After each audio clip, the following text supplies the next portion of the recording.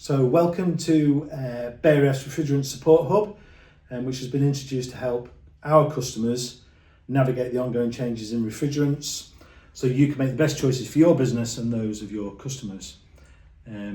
We've created a series of short videos that hopefully are easy to digest, covering all topics refrigerant related.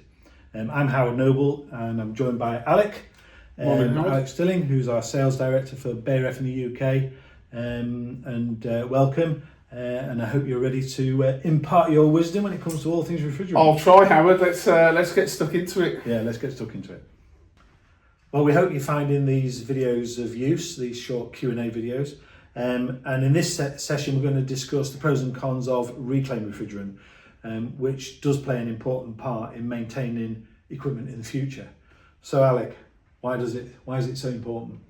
Yeah, reclaimed refrigerant plays a really important part. It's set within the regulations to play a bit of a vital role in that stepping stone for an end user to move them onto the lowest GWP kind of technologies, and it's really plugging that gap between the supply coming from the manufacturers and the demand that is still there kind of in the market. So yeah, it can help to extend the life cycle of equipment, and help end users kind of navigate that transition. Ultimately, kind of reclaimed refrigerant, once sent back to a reclamation specialist such as ourselves, will be kind of rehashed back into AHRI 700 standard, which is the global standard for virgin refrigerants moving forward. So the refrigerant is of the same grade as what you would buy kind of brand new from any of the manufacturers. So yeah, all quota exempt as well, which is the important thing, and that's why it helps plug those gaps. Okay, so it's going to be vital moving forward then for a lot of systems for the end users. Correct. Without a doubt, we're under no illusion that all of the equipment that's installed at the present moment of time is going to be changed out for the new refrigerants, and therefore there's no need to service and maintain it.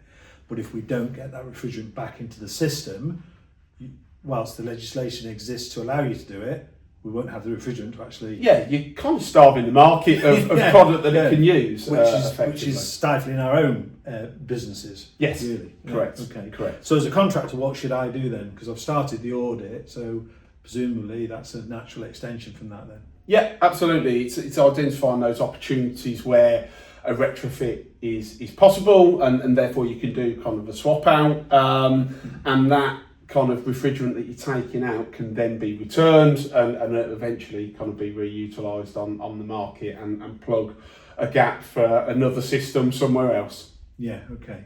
So on small systems, most engineers in companies have got a recovery machine of some shape or form, but on larger sites it's quite a resource drain, isn't it? Both from an administration point of view, transport point of view, and actually tying up engineers on site. So do we have a solution for that? Yeah, we do, and you're right, Howard. I think the biggest thing is we know that engineering resource is limited within our industry and is a bottleneck, and actually where do those engineers add value? It's either repairing equipment that's broke or installing new equipment, not watching refrigerant come out of the system and into a bottle. So we have a service which is RefRec, and it is there to really speed and expedite that refrigerant coming out of the system. So our kind of recovery units can recover refrigerant 10 times faster than the conventional method with engineer and small recovery rig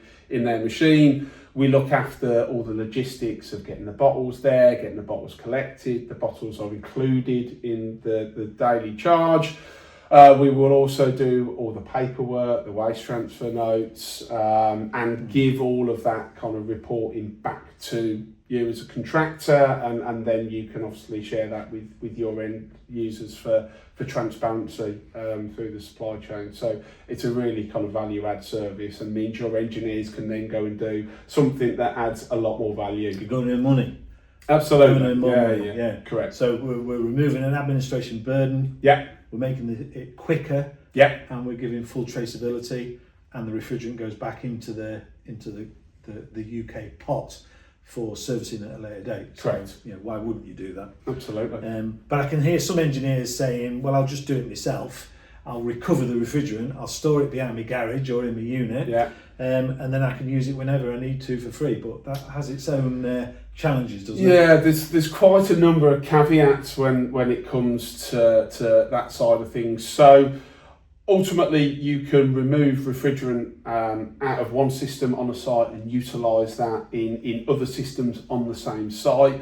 But you really got to be careful and watch for contaminants and other kind of nasty things that may be lurking in that refrigerant. And if you look at kind of our refrigerant operation, a lot of the refrigerant that we get returned goes for destruction because it doesn't serve any kind of useful purpose. And actually, you don't want to be introducing that into another system on the same customer's site.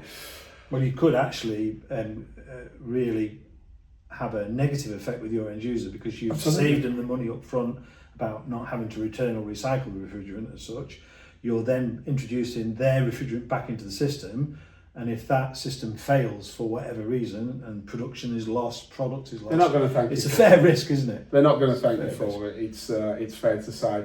I think the other part is that, you know, an end user who has multiple locations might suggest, well, take it out of this system and go and move it. You know, we're here in Hinckley. They might say, take it out of my site in Hinckley and go and put it in a site in Gloucester, for argument's sake. And you can't do that. There's a lot of regulation around the transport of waste, licenses that you need, so on and so forth, that, again, reclamation specialists like us have. Yeah. And we can move and transport waste refrigerant around the UK.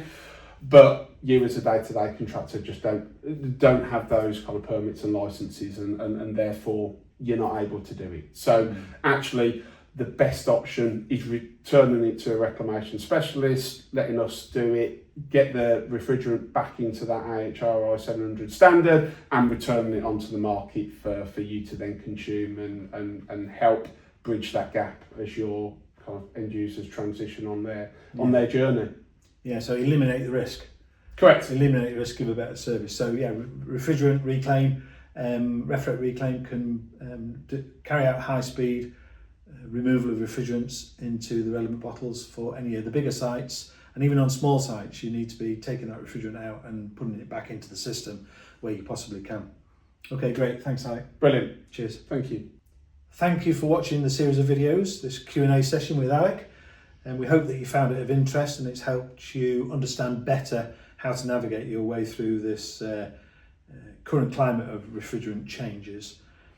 In addition to this Q&A series, we're also offering a variety of support material that will allow and provide you with the tools to offer a better service to your customers and give them good advice on how they should future plan the use of refrigerant and refrigeration systems.